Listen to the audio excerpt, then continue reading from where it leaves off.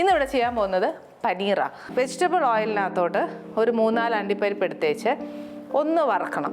വറുത്തേച്ച് അരച്ചെടുത്തിരിക്കുന്ന പേസ്റ്റാണ്. First എനിക്ക് പനീർ ഒന്ന് വറുത്തെടുക്കണം. ഇനി എന്നാ ചെയ്യാൻ പോകുന്നതെന്ന് വെച്ചാൽ 2 ക്യൂബ് ബട്ടർ ഇടാം. ഇതിനകത്തോട്ട് ഒരു ഇച്ചിരി ജീരകം. ഇനി അടുത്തത് കുറച്ച് ഗ്രാമ്പു 2-3, ഒരു പട്ടയുടെ ഇല. പട്ട ഒരു അര കഷ്ണം മതി, ഒരു വലിയ കഷ്ണത്തിൻ്റെ. ഒരു 2-3 ഏലക്ക.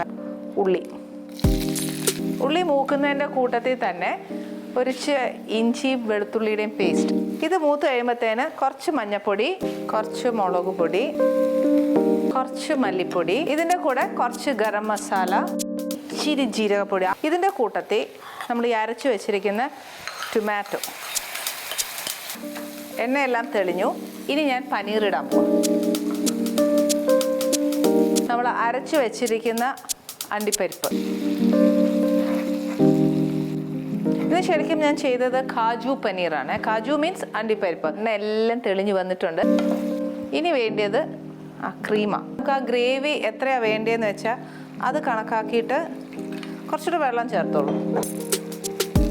ഇനി തീ ഓഫ് ചെയ്യാം. ഇത്രയേ ഉള്ളൂ പനീർ. പക്ഷെ ഇത് ഭയങ്കര ടേസ്റ്റ് കേട്ടോ.